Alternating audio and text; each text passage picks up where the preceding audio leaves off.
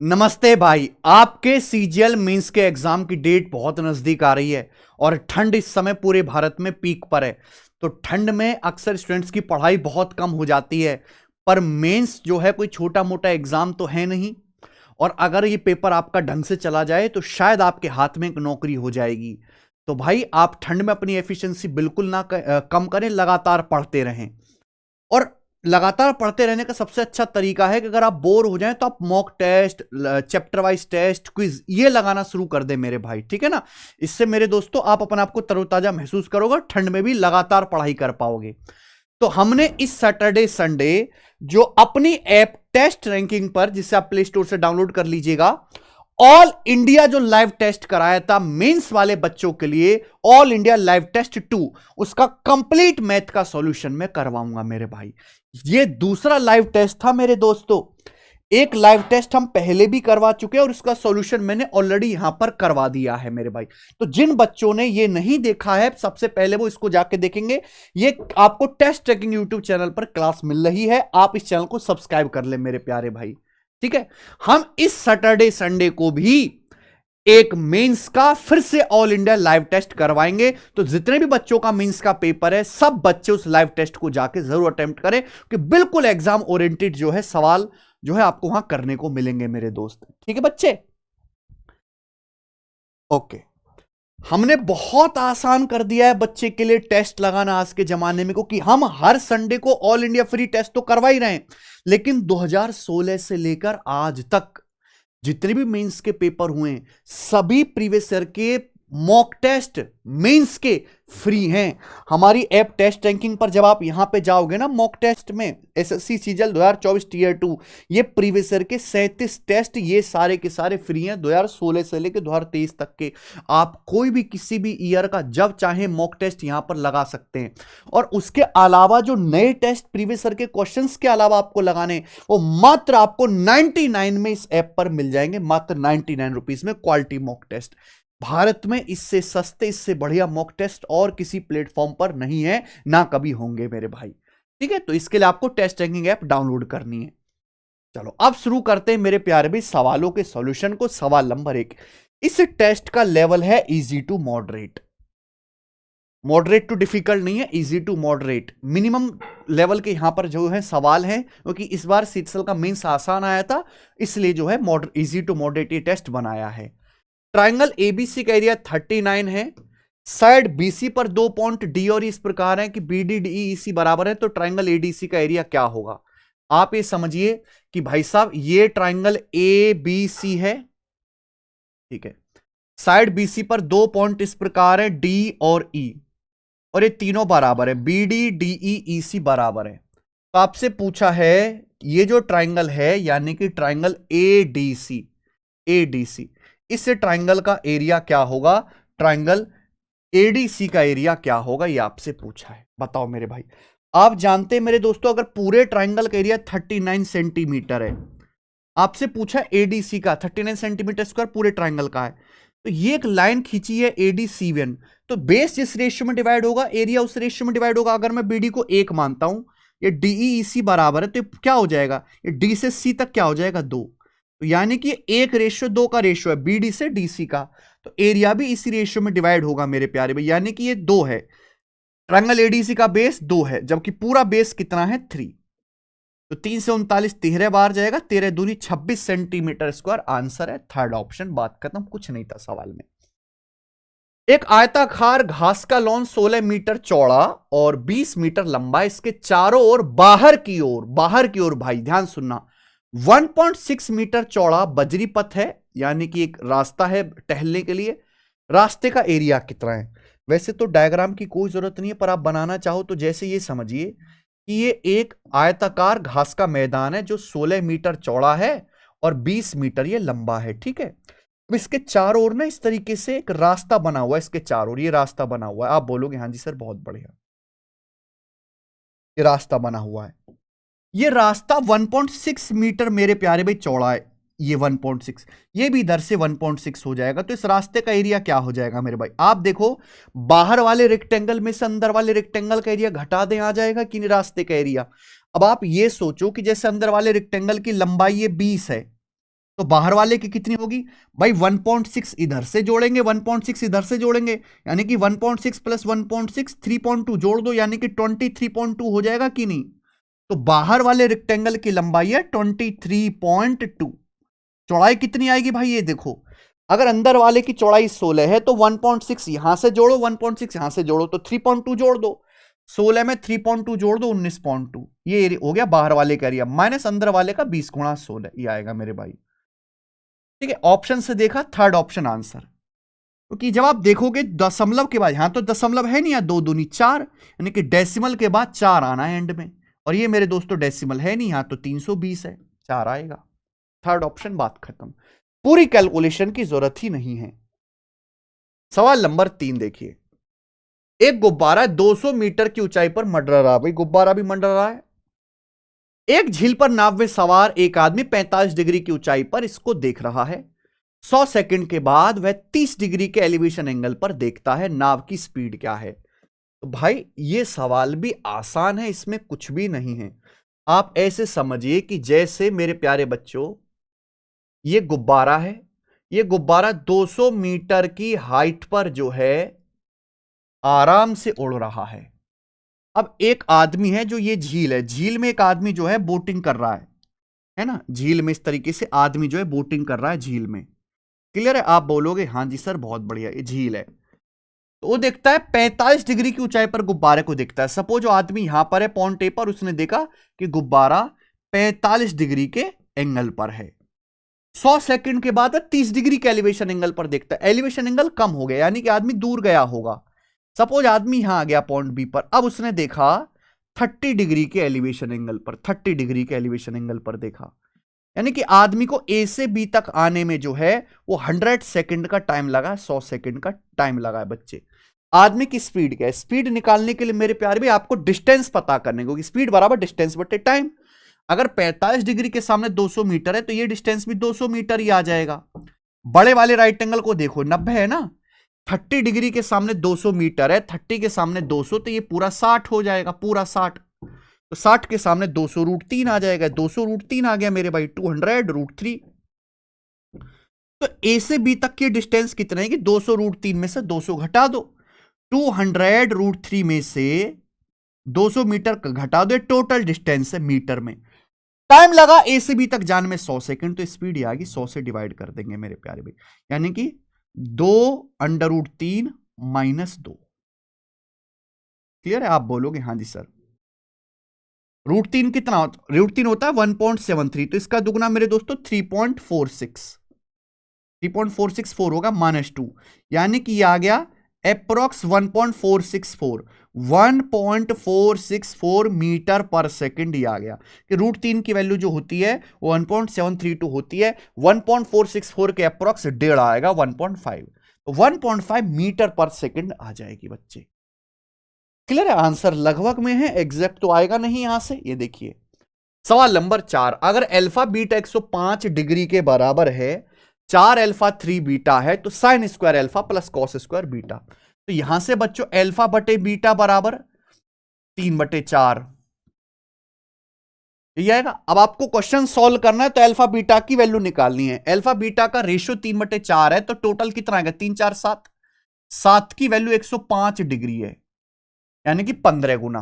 तो 3 की वैल्यू भी 15 गुना, यानी कि 45 डिग्री। 4 की वैल्यू भी 15 गुना, यानी कि 60 डिग्री। तो ये आ गया। अब साइन 45 1/√2, 1/√2 का स्क्वायर 1/2।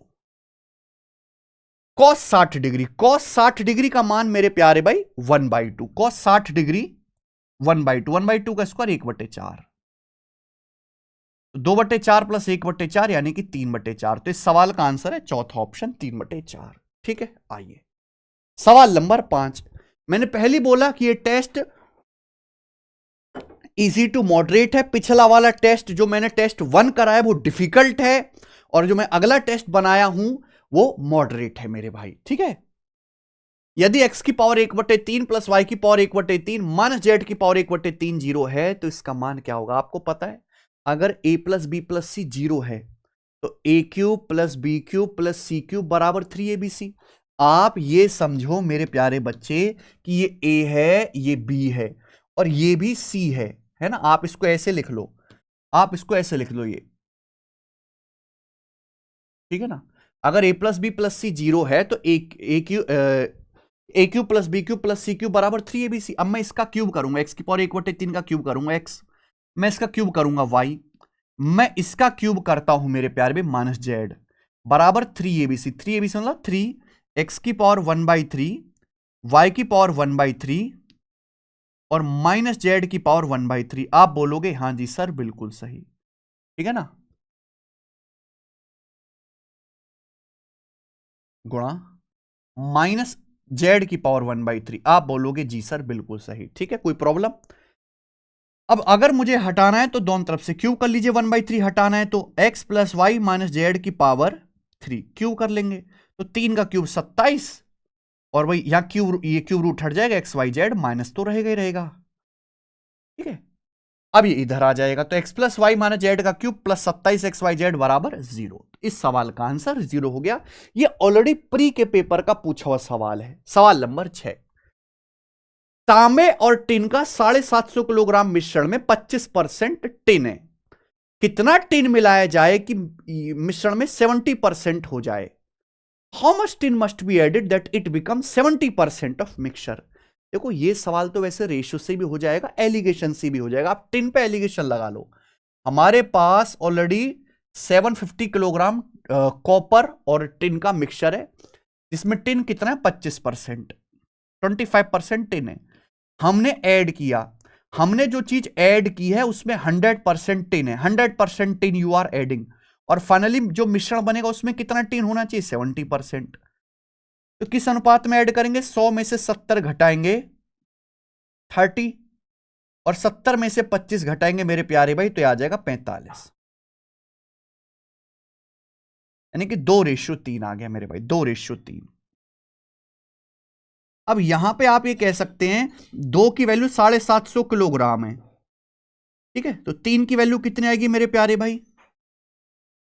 तो 375 तिया हो जाएगा 900 और 225 1125 किलोग्राम। 1125 किलोग्राम टिन आपको ऐड करनी पड़ेगी, सेकंड ऑप्शन आंसर आ गया। ये बताइए सवाल नंबर 7, ये थोड़ा बड़ा लग रहा है यार सवाल।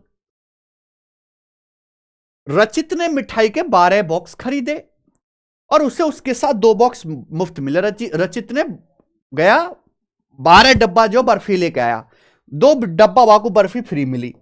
मिठाई के बॉक्स की कीमत को अंकित किया, फिर भैया वो खाने के लिए नहीं लाया, वो भी बेचने के लिए लाया। घर पे ला गए, अपनी ब्रांड लगा दी, बब्बन हलवाई की ब्रांड लगा दी और नया एमआरपी लगाया, और जो एमआरपी लगाया है वो कॉस्ट प्राइस से 20% अधिक है, सीपी से 20% ज्यादा है। अगर रचित ने कोई डिस्काउंट ना दिया होता और सभी 14 डब्बे इसी प्राइस पर बेचता तो प्रॉफिट परसेंटेज क्या होता? मैंने मान लिया कि रचित जो डिब्बा खरीद के ला रहा है, एक डब्बे का जो सीपी है वो 1 रुपए, ये मैंने मान लिया, एक डब्बे का सीपी 1 रुपए है, 1 रुपए का है सीपी। अब वो घर पे आया, उसने मार्क प्राइस जो 20% एबव रखा, 1 रुपए से 20% एबव, यानी कि मार्क प्राइस कितना रखा है उसने? 20% ज्यादा है, 1.2, 1.2। क्लियर है? आप बोलोगे हां जी सर। अब आप मुझे एक बात बताओ, उसने 14 के 14 डब्बे बेच दिए, देखो खरीद के लाया था वो 12, खरीद के लाया था वो 12 डब्बे। अगर एक डिब्बा 1 रुपए का है तो 12 डब्बे खरीद के लाएगा 12 रुपए के, 2 डब्बे फ्री मिल गए, यानी कि उसके पास हैं 14 डिब्बे, तो 14 डिब्बे बेचेगा, सभी 14 डिब्बे बेचेगा, लेकिन एक डिब्बा बेचेगा 1.2 रुपीज का, क्योंकि डिस्काउंट वो दे नहीं रहा, तो मार्क प्राइस पे बेचेगा। अगर मार्क प्राइस 1.2 है, मार्क प्राइस 1.2 है, तो वो इतने के बेच देगा, एक डिब्बा 1.2 का, 14 डिब्बे इतने के बेच देगा, तो प्रॉफिट कितना होगा मेरे भाई? ये रेशियो होगा, 10 बार चला गया, अल्टीमेटली 10 का सामान 14 में गया, तो 40% का उसे 40% का लाभ हो जाएगा, और ये आंसर है चौथा ऑप्शन। मूंगफली की कीमत 35% बढ़ गई, एक परिवार को मूंगफली के उपयोग में यानी कि उसके कंजम्पशन में कितने % कमी करनी चाहिए कि खर्च ना बढ़े? What % reduction that a family should effect in use of groundnut so as not to increase expenditure on this account? आप जानते हैं एक्सपेंडिचर बराबर प्राइस गुणा कंजम्पशन। अब मूंगफली भैया सर्दी आ रही है, परिवार चाह रहा मूंगफली खाऊंगा, पर मोदी जी भी अड़े हुए हैं, नहीं निर्मला मैडम, वो कही मूंगफली पर जीएसटी लगाएंगे, 35% मूंगफली महंगी होगी 7/20। तो परिवार को मूंगफली की खपत कम करनी पड़ेगी ना, डायरेक्ट क्या, अगर ये 7 बढ़ा है तो 7 कम करना पड़ेगा, बटे नीचे बेस का आएगा 20 + 7 27। 5% 1/20, 35% 7 × 7/20 हो जाएगा मेरे भाई, तो 700/27 आ जाएगा। तो 27 दूनी 54, 54 के बाद बचेगा 16 160, 27 छिक्का 162, यानी कि अप्रोक्स 26%। तो लगभग 26% कम करना पड़ेगा भैया खपत को। सवाल नंबर 9, एक शूटिंग टेस्ट है, the probability of hitting the target is 1/2 A, 2/3 B, 3/4 C। Shooting test में ए बी सी जो टारगेट को हिट कर सकते हैं उनकी प्रायिकता दी हुई है। If they fire at the same target, अगर वो तीनों सेम टारगेट को फायर करते, what is the probability that only one hits it.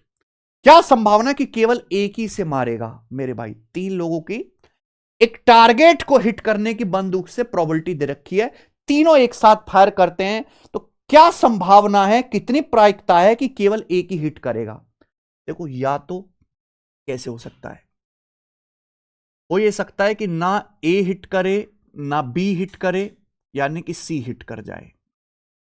ये हो सकता है ए ना हिट करे, बी हिट कर जाए, सी ना हिट करे। ये हो सकता है ए हिट कर जाए, ना बी हिट करेगा ना सी हिट करेगा। यही 3 केस बनेंगे।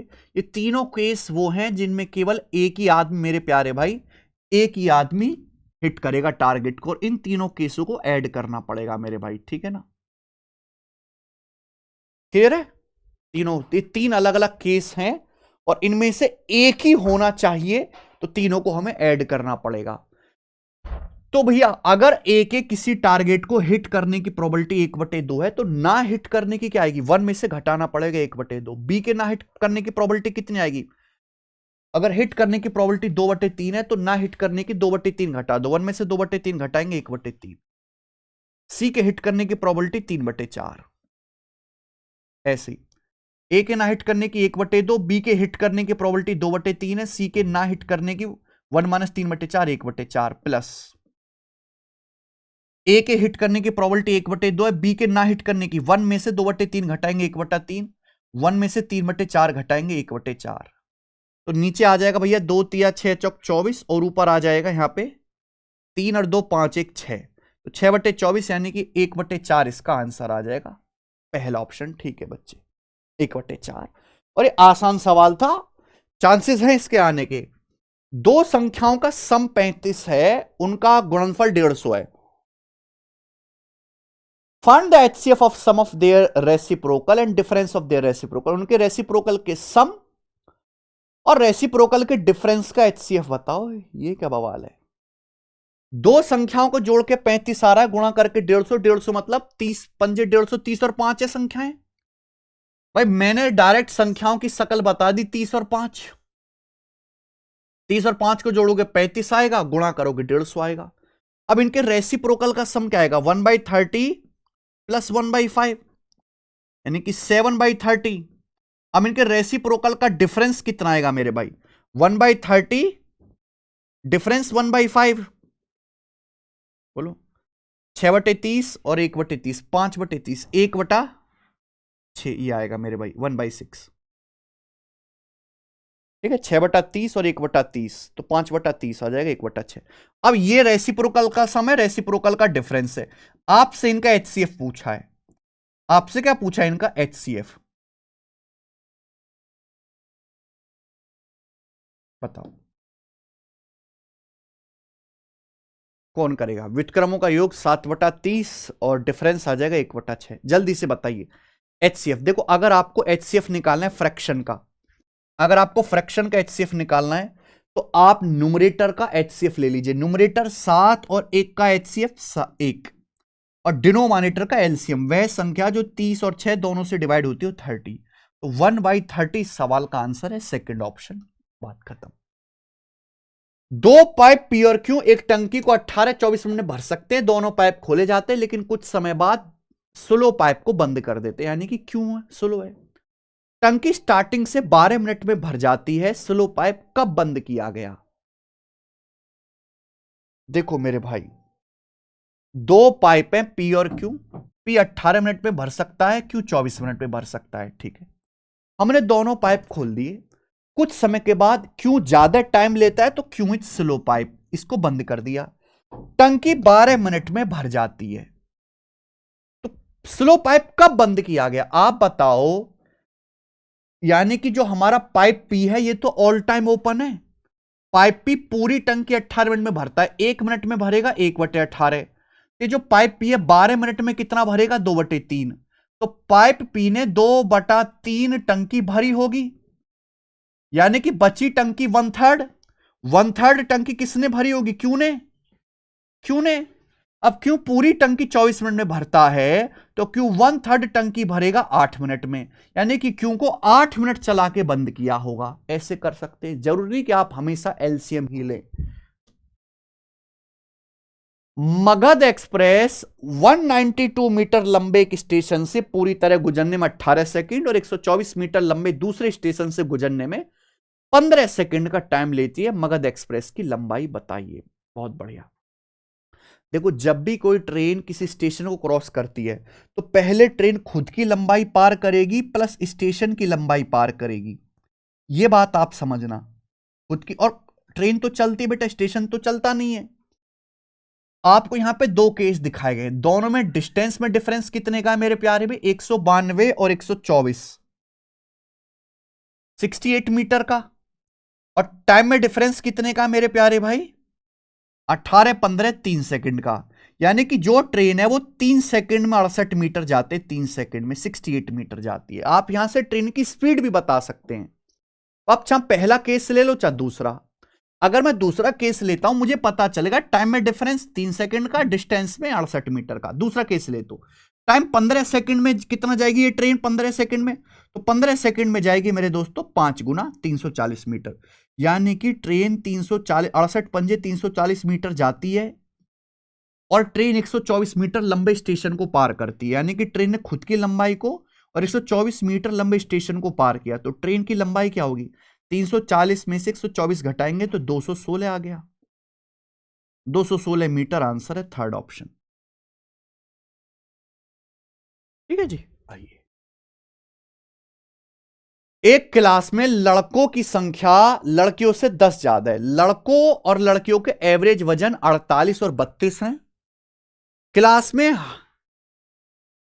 प्रत्येक छात्र का औसत वजन 41 किलोग्राम है। क्लास में स्टूडेंट की कुल संख्या बताओ। भाई साहब, इससे आसान सवाल और क्या बना सकते हैं हम? बताइए।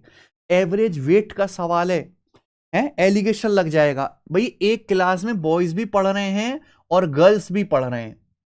बॉयज का एवरेज वेट 48 किलो है, गर्ल्स का एवरेज वेट 32 किलोग्राम है।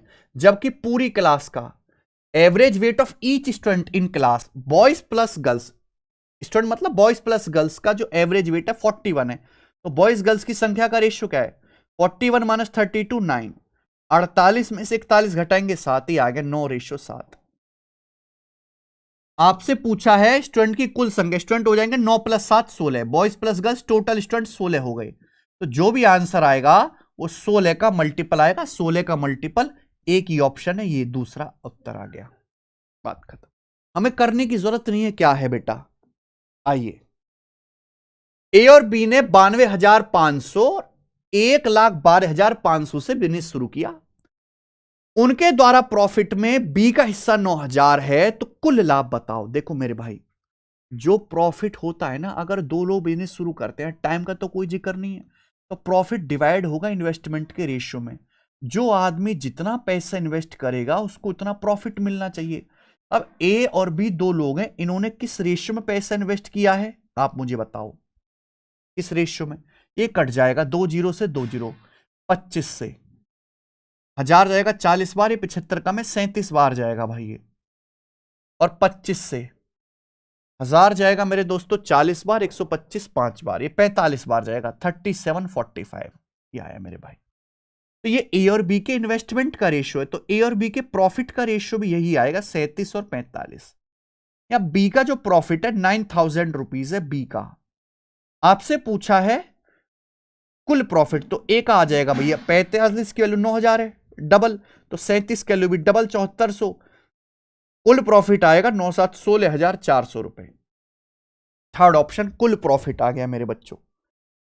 ए रेशियो बी 18-17 है, बी रेशियो सी 19-21 है, ए सी बी आपसे पूछा, ए सी बी। ए सी बी निकालेंगे, पहले ए बी निकाल लो ना। ए बी 18-17 बाद का 18-17 होना चाहिए।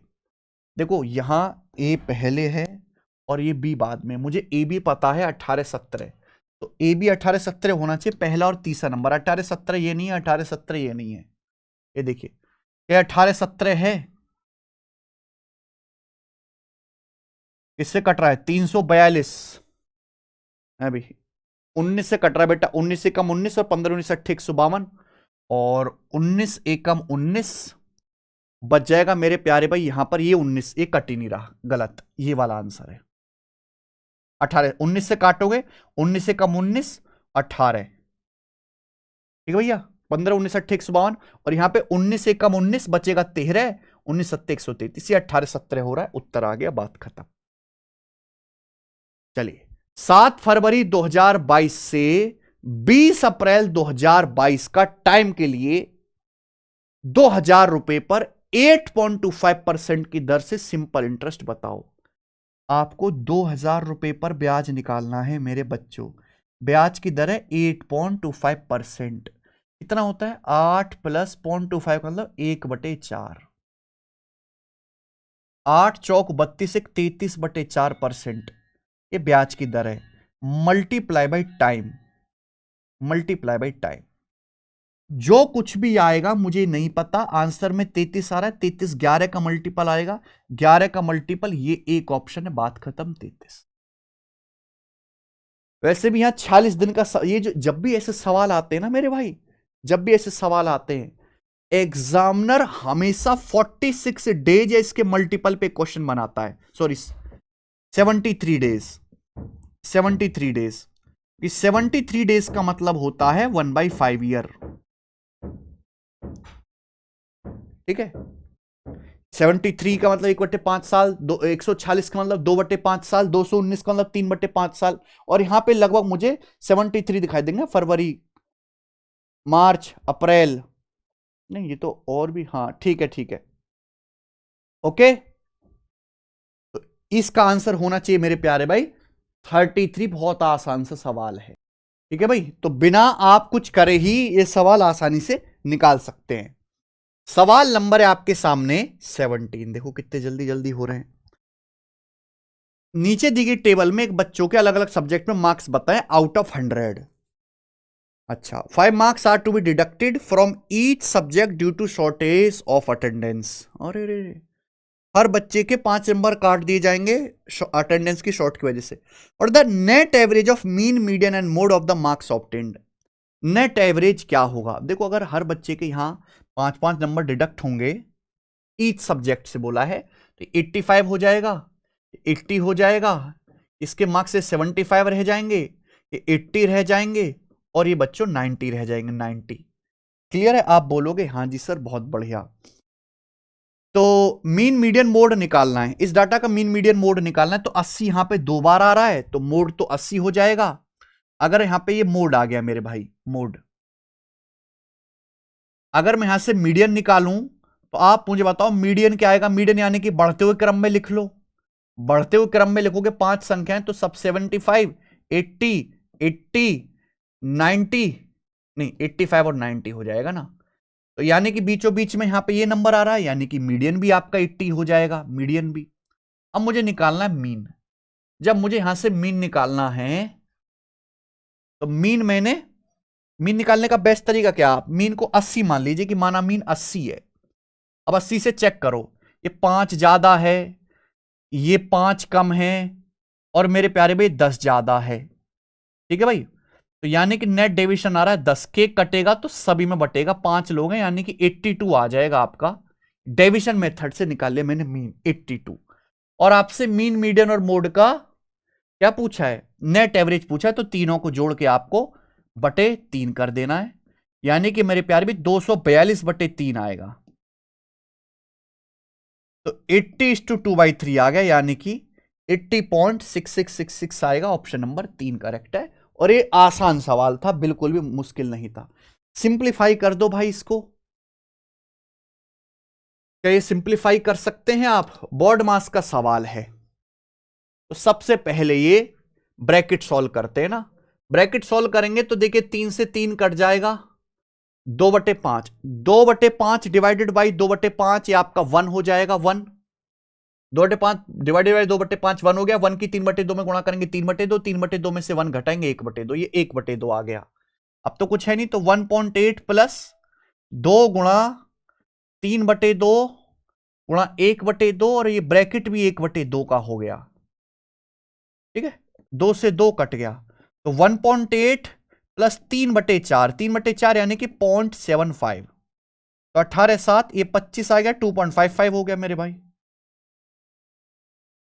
चौथा ऑप्शन निहायत ही आसान सवाल। दिए गए ट्राइंगल में ए बी 8 है, ए सी 10 है। नीचे दिए गए ट्राइंगल में ए बी 8 है, ए सी की लंबाई 10 है, ये 90 है, एडी 17, एडी 17 है। आपसे पूछा है ए बी 8 है, ए सी 10 है, एडी 17 है, सी डी प्लस ए सी तो मुझे दिया ही है 10, यानी मुझे सी डी निकालना है। अब इस सवाल में कुछ दम भी है। 90 के सामने 10 है, ये 8 है, 6 है। 90 के सामने 17 है, ये 8 है, तो कितना हो जाएगा? 15, 8, 15, 17 ट्रिपलेट होता है, ट्रिपलेट का सवाल है। तो बेसिकली 15, 6 है, तो ये 9 आ गया, 15 - 6 9, तो सी डी आपका 9 आ गया। 9 + 10 यानी कि 19, तो इस सवाल का आंसर तो 19 ही हो गया। आइए, यदि किसी क्यूब के एक फेस का पेरीमीटर 24 है, क्यूब का हर एक फेस स्क्वायर होता है, स्क्वायर का पेरीमीटर 24 है, तो स्क्वायर की साइड आ जाएगी 6, है ना। 24 को 4 से डिवाइड कर देंगे। उसका वॉल्यूम क्या आएगा? वॉल्यूम आ जाएगा भैया क्यूब का 6 का क्यूब यानी कि 216। पहला ऑप्शन आंसर है। Find the root of quadratic equation. इस क्वाड्रेटिक इक्वेशन के रूट बताओ जहां a + b 7 है और a - b 1 है। अगर a + b 7 है, a - b 1 है, तो a कितना आएगा मेरे भाई? 4 और 3, a 4 b 3, 4 3 7 होता है, 4 - 3 1 होता है, यहां रख दीजिए बेटा। तो 11x² प्लस 80bx, b की जगह 3, 80 तिया 240x, ए की जगह मेरे प्यारे भाई 4, 11 चौक 44 बराबर 0। ये आया क्या?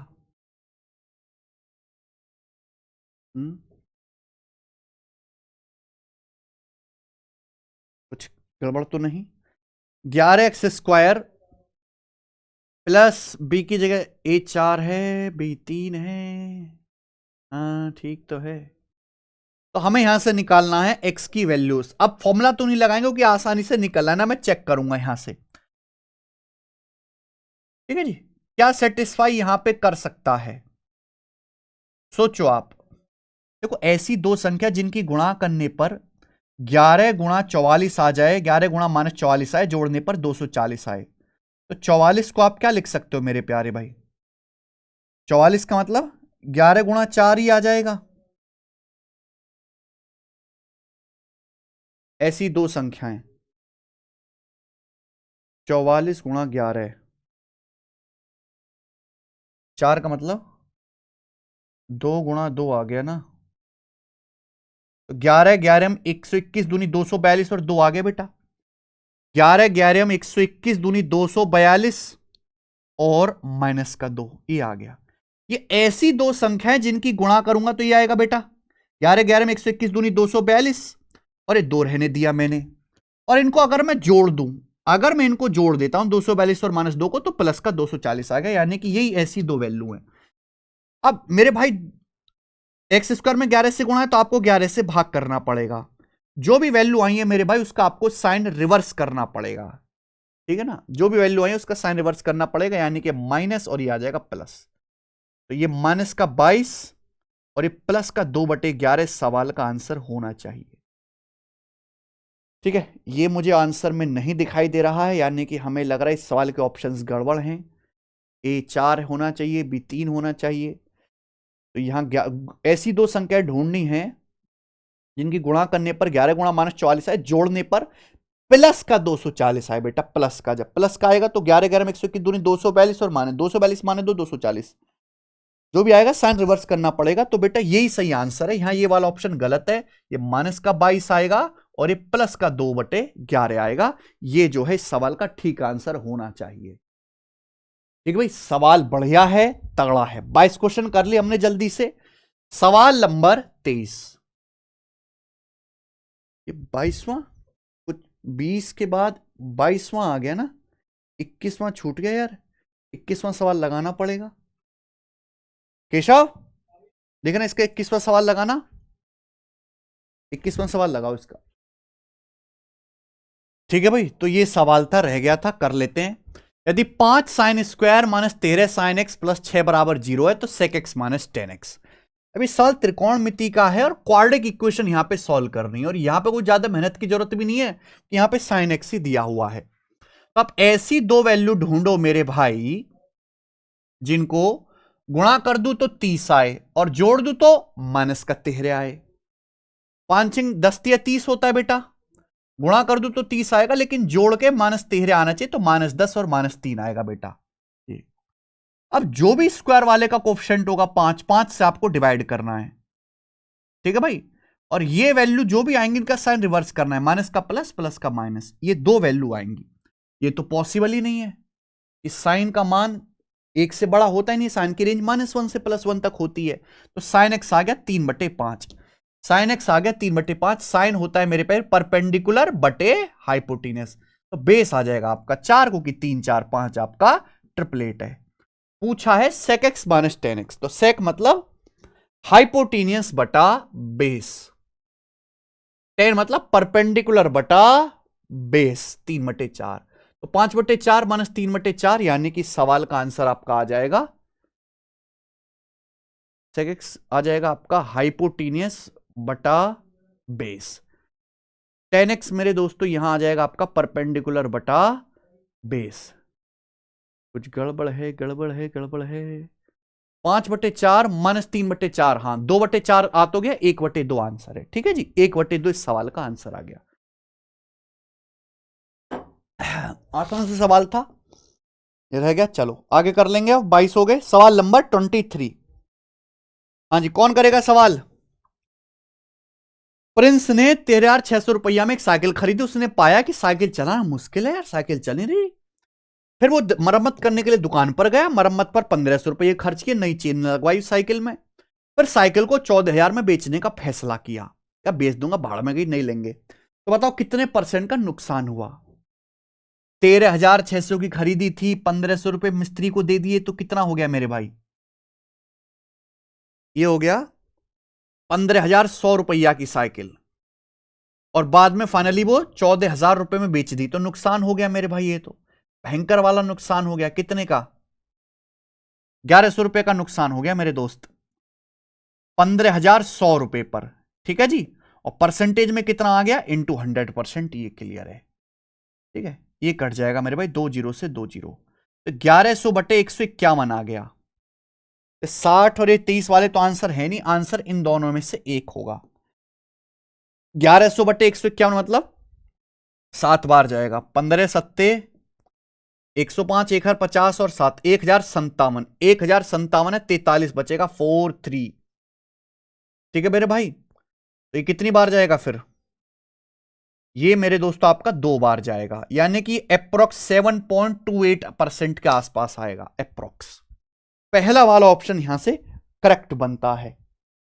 एक चुनाव में 2/5 मतदाता पी को वोट देने का वादा करते हैं, जबकि बाकी क्यू को वोट देने का वादा करते हैं। आखिरी दिन 15% वोटर्स पी को वोट देने के वादे से मुकर गए और क्यू को वोट दे दिया इन सालों ने, और 25% वोटर्स क्यू को वोट देने के वादे से मुकर गए, पी को वोट दे दिया। होता है ना भाई, नेताजी हम आपको वोट देंगे, लेकिन वोटिंग वाले दिन किसी ने पौवा भिजवा दिया घर पे, तो उसको छोड़कर दूसरे को दे आएंगे वोट। ऐसी होता है, हमारी जनता 50-100 रुपए में वोट इधर उधर कर देती है। पी 2 वोटों से हार गया, तो पूछा कुल मतदाताओं की संख्या क्या है? पी 2 वोटों से हारा बेटा। देखो देखो, वादा जो हुआ, ये वादे पे विश्वास नहीं करना, ना जनता के ना नेताओं के, दोनों के वादे की कोई कीमत नहीं है। 2/5 वोटर्स पी को वोट देने का वादा करते, 2/5 मतलब 40%।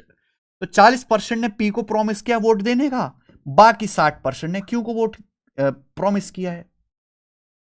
वादे के दिन 15% वोटर वादे से मुकर गए, तो 40 का 15% कितना होता है मेरे प्यारे भाई? 6। मैंने मान लिया कि सपोज पी को 40 लोग वोट देने वाले हैं और क्यू को 60। वोटिंग के दिन 15% वोटर्स पी को वोट देने के वादे से अपने वादे से मुकर गए। 40 का 15% 6, यानी कि इन 6 लोगों ने पी को वोट ना डाल के क्यू को वोट डाल दिया और क्यू को वोट दी। 25% वोटर्स क्यू को वोट देने के वादे से मुकर के पी को वोट दिया। क्यू को कितने लोगों ने प्रॉमिस किया वोट देने का? 60। अब 60 का 25% कितना होता है मेरे भाई? 15। यानी कि 15 लोगों ने क्यू को वोट ना डाल के किसको वोट दिया है मेरे भाई? पी को वोट दिया है। तो इस हिसाब से पी को वोट कितने मिले और क्यू को वोट कितने मिले? जवाब दीजिए। तो पी को वोट मिले हैं 40 और 15 55, 55 माइनस 6 49 वोट मिले हैं। अच्छा, क्यू को वोट कितने मिले हैं? 45 6 51 51 वोट मिले हैं। पी हारा कितने वोटों से? 2 यूनिट, और 2 की वैल्यू 2 वोट दे रखी है। तो कुल वोटर कितने हैं? 100। 2 के लिए 2 वोट, कुल वोटर है 40 प्लस 60 100, 100 की वैल्यू 100 वोट, यानी कि कुल वोटर ही 100 हैं। इजी सवाल। किसी फ्रैक्शन का न्यूमरेटर डिनोमिनेटर से 1 कम है।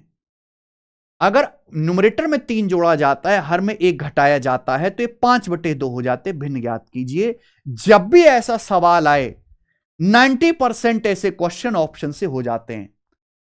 फ्रैक्शन का न्यूमरेटर जो है डिनोमिनेटर से 1 कम है। क्या है? न्यूमरेटर अंश जो है हर से 1 कम है। ये तो 1 ज्यादा है, ये बेटा ये 3 ज्यादा है, या न्यूमरेटर डिनोमिनेटर से 1 कम है, यहां भी नहीं है, यानी कि यही आंसर हो गया। ये अकेला ऑप्शन है जब न्यूमरेटर जो है डिनोमिनेटर से 1 कम है। अगर हम अंश में 3 जोड़ दें और हर में 1 घटा दें तो कितनी होनी चाहिए? 5/2, और ये 5/2 हो रही है। सेटिस्फाई है सेकेंड ऑप्शन। आइए, ये है टाइम एंड वर्क का। रिया दिन में 4 घंटे काम करके 8 दिन में दीवार बना लेगी। प्रिया उसी बनी दीवार को 11 घंटे काम करके 3 दिन में तहस नहस कर देगी, डिस्ट्रॉय कर देगी। यदि वो दोनों एक साथ काम करना स्टार्ट कर दे तो दीवार को बनने में कितना समय लगेगा? 78 days for 12 hours per day, यानी कि ये दिन भी बताए हैं और एक दिन में कितने कितने घंटे काम करना चाहिए ये भी बताए हैं। देखो मेरे भाई, आप ना वर्किंग आवर्स पे ध्यान दो। 2 करेक्टर है यहां पर, रिया और प्रिया। रिया अगर काम करना चाहे तो उससे 4 घंटे काम करेगी अगर हर दिन, तो 8 दिन में वो दीवार बना लेगी। यानी कि रिया को पूरी दीवार बनाने के लिए 32 घंटे चाहिए। एक दिन में 4 घंटे, 8 दिन में 32 घंटे। जबकि प्रिया की बात करें, प्रिया 11 घंटे में दीवार खत्म कर देगी, लेकिन 3 दिन में। अगर एक दिन में 11 घंटे तो 3 दिन में 33 घंटे। प्रिया 33 घंटे में पूरी दीवार को नष्ट कर देगी। क्लियर है? अब बताओ, दोनों लोग मिलकर ये काम रिया और प्रिया कितने दिन में करेंगे? आपको पता है, अगर 2 लोग, एक आदमी किसी काम को ए दिन में करता है, दूसरा बी दिन में करता है, दोनों लोग मिलकर कितने दिन में करेंगे? ए गुणा बी अपॉन ए प्लस बी। यहां पे बस ध्यान रखिएगा, निगेटिव है। तो दोनों मिलकर कितने घंटे में कर लेंगे? 32 गुणा 33 अपॉन 32 डिफरेंस 33, नीचे तो 1 आ गया, यानी कि 32 गुणा 33 घंटे में। ये 32 गुणा 33 आवर्स में काम पूरा कर लेंगे। इन दोनों को मिलकर काम पूरा करने में 32 गुणा 33 घंटे चाहिए। अब देखो कौन सा ऑप्शन ऐसा है जो ये देख रहा सेटिस्फाई करेगा। 57 नहीं आएगा बेटा, 78 नहीं आएगा, 50 20 नहीं आएगा। ये आंसर है। ये देखो, 32 गुणा 33 को क्या 66 दिन 16 घंटा नहीं लिख सकते? 32 गुणा 33 को मेरे भाई, क्लियर है? 66 दिन और 16 आवर्स पर डे, इक्वली तो प्रोडक्ट हो गया मेरे दोस्तों। 32 गुणा 33 बराबर 66 गुणा 16, 32 का डबल कर दिया 32 का मेरे प्यारे भाई, यहां पे आधा कर दिया 16 और 33 का डबल कर दिया 66। ठीक है, तो 32 गुणा 33 आवर्स बराबर यही आ जाएगा 66 days for 16 hours per day. Clear है? आप बोलोगे हां जी सर, बहुत अच्छा सवाल है ये। बोला है 2 साल में 1200 और 3 साल में 1260 हो जाती है, कोई धनराशि कंपाउंड इंटरेस्ट पर ब्याज की दर क्या है? यार अमाउंट्स तो जीपी में होते हैं ना। अगर 2 साल बाद कोई अमाउंट 1200 रुपए है और 3 साल बाद वो 1260 रुपए है, तो यानी कि ये 60 रुपए बढ़ गया। कितना मेरे दोस्तों? 5%। 1200 का 5%, तो जो ब्याज की दर है वो 5% पर एनम है। इससे आसान तो सवाल होता ही नहीं है। ये बताइए, ए बी सी क्रम से इस डाटा के मीडियन, मोड और रेंज है। रेंज तो आपसे पूछा है 3a + 2b - c। तो सबसे पहले आप यहां पे निकाल लो मेरे प्यारे भी रेंज। रेंज क्या होता है? मिनिमम और मैक्सिमम वैल्यू का डिफरेंस। सबसे मिनिमम वैल्यू यहां पर 1 है और सबसे मैक्सिमम आप देखते चलो ये 17 है। तो जो आपकी रेंज आएगी वो आ जाएगी मेरे भाई यहां से 16। अब यहां पे देखो आप, मोड। मोड क्या बोला है? बी। मोड मतलब जो नंबर सबसे ज्यादा रिपीट हो। 8 2 4 3 1 7 6 10 9 17 12 9 8 4 9। यहां पर मेरे प्यारे भाई 4 आप देख पा रहे हैं, 4 यहां पर भी आ रहा है और 4 यहां पर भी आ रहा है, लेकिन 9 ज्यादा अब आ रहा है। देखो 9 सबसे ज्यादा आ रहा है। 9 ये भी है, 9 ये भी है और 9 ये भी है। तो 9 सबसे ज्यादा 3 बार आ रहा है, यानी कि जो है आपका मोड 9 है। अब मुझे यहां पे निकालने इसकी मीडियन। मीडियन को ए बोला है। मीडियन मतलब मिडिल वाला नंबर। अगर इनको बढ़ते क्रम में लिखा जाए तो जो बीचों बीच में आएगा वो मीडियन होगा। कितनी संख्याएं? 1 2 3 4 5 6 7 8 9 10 11 12 13 14 15। ये 15 संख्याएं। अगर 15 संख्याओं को अरेंज वे में लिखेंगे तो मेरे प्यारे भाई जो 8वें पोजीशन पाएगा वो बीचों बीच में होगा। 1 2 3 4 5 6 7 8 9 10 11 12 13 14 15। हाँ, अरेंज वे में लिखना है। तो सबसे पहले आपको दिखाई दे रहा है यहां पर 1, 1 के बाद आपको 2, 2 के बाद आपको 3, और तो कोई है नहीं ना 1 2 3। उसके बाद 4 आपका 2 बार है, 4 4। उसके बाद आपका 6, 5 तो है ही नहीं, 6, 6 के बाद आपका 7, 7 के बाद आपका मेरे प्यारे भाई 7 एक ही बार है, 8 8, 8 भी आपका 2 बार है। यहां पर 8वें नंबर पे कौन आ रहा है? 1 2 3 4, ये 1 2 3 4 5 6 7 8, ये 8 आ रहा है मेरे भाई। यानी कि यहां से जो आपका मीडियन है वो 8 है। आपसे पूछे वैल्यू रखो, एक की जगह 8 रखेंगे, 3 8 24, बी की जगह 9 रखेंगे, 2 नाम 18 माइनस आपका 16। तो 18 - 16 2, 24 और 2 26। 26 इस सवाल का आंसर आएगा, 26, जो कि मेरा चौथा ऑप्शन है। आइए, find the value of X and Y in the following diagram. आपको अच्छा सा डायग्राम दिया है, बोला इस डायग्राम में चुपचाप एक्स और वाई का मान बता दो। ये 90 डिग्री का कोण है, ये 32 डिग्री है, ये 105 डिग्री है, और ये क्वाड्रिलेटरल है, ये है चतुर्भुज। इसमें कुछ है क्या? अगर ये पूरा 90 है, 32 है, तो कितना आ जाएगा? 90 में से 32 घटेंगे 58 डिग्री, क्योंकि ये पूरा राइट एंगल है, समकोण है। एक्स का मान 58 आ गया, यानी कि 48 नहीं हो सकता, 62 नहीं हो सकता, 68 नहीं हो सकता। एक्स का मान 58 डिग्री होगा, बात खत्म। मैं बाकी वाई की वैल्यू क्या है मैं इस पर विचार ही नहीं करूंगा, मुझे इस चीज की परवाह ही नहीं है। ठीक है, आगे आगे चलते हैं। एक पैरेललोग्राम की, ये है आपका पैरेललोग्राम, दो साइड की लंबाई 3 और 10 है। पैरेललोग्राम के डायगोनल्स के स्क्वायर का योग का आधा। एक सेकेंड, ये बनाते हैं। ये डायरेक्ट थ्योरम बेस्ड सवाल है, डायरेक्ट थ्योरम कि भाई एक पैरेललोग्राम की दो साइड की लंबाई 3 और 10 है, इसके डायगोनल, ये दोनों इसके डायगोनल है, और दोनों डायगोनल पैरेललोग्राम के अलग अलग होते हैं, अलग अलग दोनों डायगोनल होते हैं। अगर ये D1 है तो ये D2 अलग अलग है। डायगोनल के स्क्वायर के योग का आधा। आपको पता है, आपको डायगोनल निकालने की जरूरत नहीं है। अगर दो पैरेललोग्राम की साइड दी हुई है तो डायगोनल के स्क्वायर का sum D1 square plus D2 square बराबर twice of A square plus B square, twice of A square plus B square. ये ए बी क्या है मेरे भाई? पैरेललोग्राम की साइड है, यानी कि 100 और 9 109 दूनी 218। ये डायगोनल के स्क्वायर का सम है। आपसे पूछा है विकर्णों के वर्गों के योग का आधा, इसका आधा 218 का आधा आपको बताना है तो 109 आ जाएगा, 109। ये आंसर है बात का। ये आखिरी सवाल था। तो भाई ये था आपका पूरा मॉक टेस्ट, और इस मॉक टेस्ट में एक भी सवाल ऐसा चैलेंजिंग नहीं था जो आप ना कर पाए, इसलिए मैं इसको कह रहा हूं इजी टू मॉडरेट। तो इस बार जो सीएचएसएल का पेपर हुआ था वो लगभग इसी लेवल का था। ठीक है जी, ओके। तो मैं तो भाई अपनी तरफ से पूरी मेहनत कर रहा हूं जितनी भी करी जा सकती है। प्री वाले बच्चों के लिए हम पढ़ा रहे हैं, रेलवे वाले बच्चों को हम पढ़ा रहे हैं, है ना। वंडर इन सेकंड्स पे डेली आपको रिपीटेड टाइप के सवाल दे रहे हैं, मॉक टेस्ट का सॉल्यूशन हम करवा रहे हैं, इतने सारे प्रीवियस के टेस्ट हमने आपको फ्री डाल दिए, कंप्यूटर बूस्टर पूरा फ्री डाल दिया अपनी वेबसाइट पर। तो आप इसका बेनिफिट लो मेरे भाई, ठीक है जी। और ये जो दिन बचे ना, हो सकता है ये आपकी जिंदगी के सबसे कीमती 40 दिन हो आपका पेपर होने से पहले, तो इनको अच्छे से यूटिलाइज कर लीजिए, ठीक है। अब हमारी मुलाकात होगी नेक्स्ट लाइव टेस्ट कंप्लीट हो जाने के बाद। मैं आपको तीसरा जो हमारा लाइव टेस्ट होगा ऑल इंडिया, इस सैटरडे संडे आप जरूर दीजिएगा, उस टेस्ट का लेवल हमने मॉडरेट रखेंगे, ठीक है जी। आज इतना ही, बाय।